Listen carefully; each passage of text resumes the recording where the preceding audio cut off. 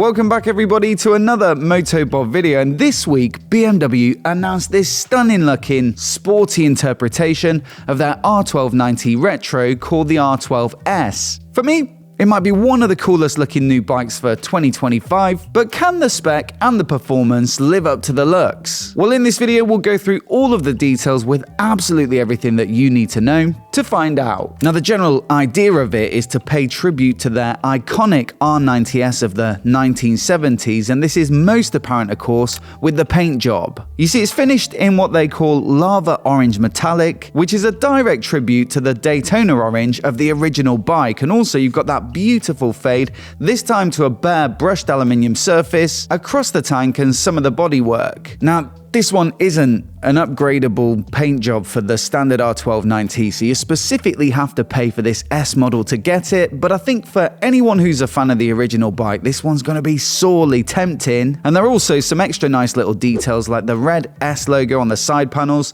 the dual red pinstripes, and also a little bit of contrast stitching on the saddle. Now, also versus the standard R12 90, you get the front fairing and the single seat cowl thrown in as standard, and although these are offered as accessories for that base bike, you can see why they've bundled them in here, because they really do help to reference that R90S, especially with that beautiful orange paint job across all the bodywork, including the mudguards. Another key difference as well versus the standard bike is that you get the classic naturally anodized aluminium rims as opposed to the black cast wheels on that standard bike. And although you can spec these up, you can get some black spoke wheels and also these ones as well. You know, they're really quite expensive. It's 550 quid for the black wheels, and these ones, the more natural finish, are over $2,000. So again, another nice little touch thrown in that gives it that heritage appeal and more of the look of the R90S. A lot of this bike there is finished, a lot of the mechanicals and technical stuff remains the same, like the engine, although you could argue, you know, it's already really nicely set for a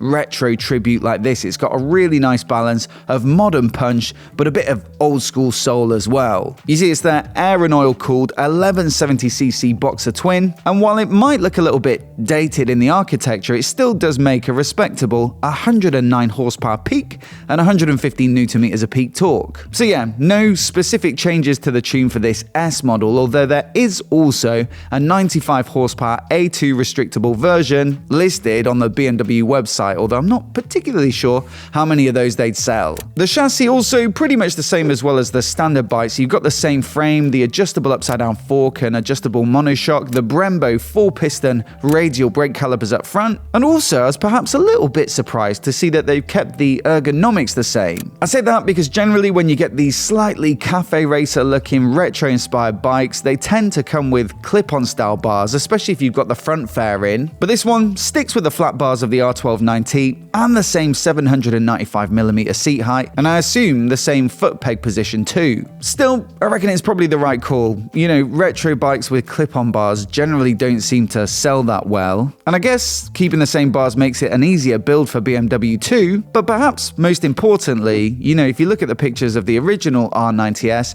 that came with flat bars as well, so again, you could say this is a more accurate tribute. What you do get a lot of on this bike though is standard fit equipment. In fact, when you look at the configurator, you'll see pretty much everything is checked, like the Option 719 billet hardware pack, so that includes the rocker covers, the bar end mirrors, the foot controls, the levers and more stuff like that. And then also I think the comfort pack is included too, so that gives you loads of tech like the cruise control, hill start control, heated grips, the quick shifter, and also the adaptive headlight pro. Then it seems like the SOS emergency system is also fitted to this bike as standard, so that's the one that detects if you have a crash, or you can hit a button on the bars and it will call BMW's call center and send them your location and potentially, I guess, alert the emergency services. And so yeah, that pretty much only leaves tire pressure monitoring, an alarm, the connectivity system, and the optional digital display as still potential upgrades in the accessories catalog. Although I will say, I'd expect most people to stick with the twin analog clocks on this one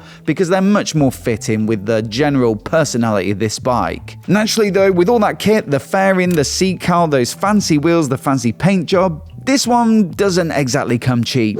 In fact, it's 18,460 before you add any extras, and so that really does put it at the top end of the retro market, and I think categorizes it as a bike that only a lucky few can afford. The only thing I will say is if you do configure the regular R1290 with a lot of the same upgrades, so the Options 719 paint job and all of the fancy hardware, the comfort pack and equivalent tech, those fancy £2,000 wheels, the fairing, the seat cowl, and all that good stuff, well mine, on the configurator, came in at over £20,000 somehow, so relative to that, this S model looks like a bit of a bargain, and I will say when you do it with all your own selection, it doesn't look quite as good. I think it's probably the orange paint job that gives it a bit of magic. But as always, I'd love to know what you think. Is it a little bit too expensive, or is it a thing of beauty? Let me know down in the comments below. And also, I'll leave my full review of the base R1290 on the screen now, so you can give it a click and give it a watch in case you haven't already. Do hit subscribe as well if you want to see all of the latest motorcycle news like this right here on MOTOBOB. A massive thanks for watching today, and we'll see you in the next video.